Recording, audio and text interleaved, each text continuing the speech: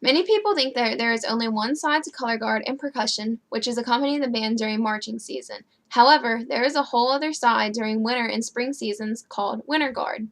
Winter guard is an indoor color guard activity that focuses on movement and equipment technique to create a show that is entertaining as well as competitive. The organization that organizes Winter Guard is known as Winter Guard International, commonly referred to as WGI. WGI is known as the sport of the arts because of the dance and musicality involved in creating a show. Color Guard used to only take place during the summer during drum corps, but it outgrew drum corps and needed its own competition, so it developed Winter Guard.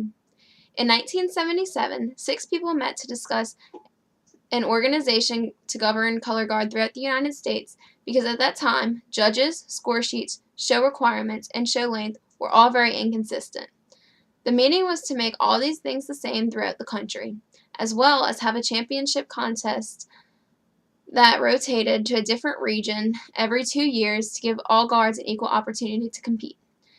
An organizational meeting was held later on during the same year to elect a head of the newfound organization. WGI was run through guard circuits. A circuit is a region divided into subregions to reduce the amount of travel time a guard has to do to compete. The first WGI show consisted of 14 contestants and has grown ever since. The first scoring system consisted of general effect, performance, showmanship, physical motion and equipment coordination, marching and maneuvering, and carriage of equipment. Today, they are judged in 4 different categories, which are ensemble, general effect, movement, and equipment. Scores were determined by a tick system, which means they would count how many times the guard messed up. Now, you get a certain score in each category, which is determined by the 5 judges, and they are averaged together.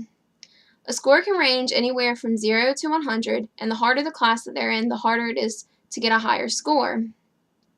Everyone usually has a target-like floor that takes up a large portion of the performance floor. People usually paint this floor in accordance to the theme of their show. The first year of Winter Guard, there were 2 standard floor sizes, which were 40 by 60 feet and 50 by 70 feet. Today, there is not a standard size, but it cannot exceed the boundary line in the front, and it must be a maximum of 60 by 90 feet. Shows used to be designed around various military-style drills, and it was a requirement to carry the American flag. During the 80s, dance, which plays a major part in Winter Guard today, was incorporated into Color Guard, and creativity started to take over. WGI began seeing things such as props, flats, and sets, and the American flag was no longer required.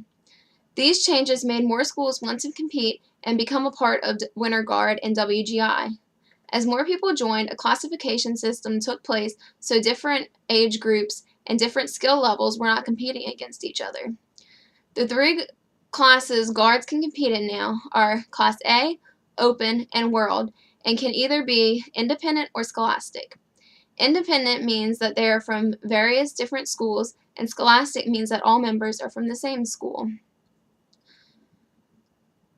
Indoor percussion joined in 1992, and they were started within 7 years. They needed 8 classes to accommodate how many different schools joined. WGI was founded on education, and it is the premier leader in education for pageantry organizations. Today, about 400 color guard and percussion groups compete at 2 separate weekends at World Championships. It takes many volunteers and workers to make this happen so that nearly 10,000 performers can compete and many more people can come to watch and enjoy the show.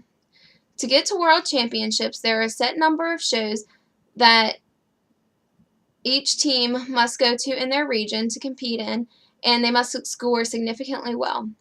Many guards do not compete in Worlds, so they just stay in their region close to their hometown and compete there locally. No matter whether a guard travels to World Championships or competes in their hometown, many people do Winter Guard for the love of the sport, and the color guard world would not be the same without it today.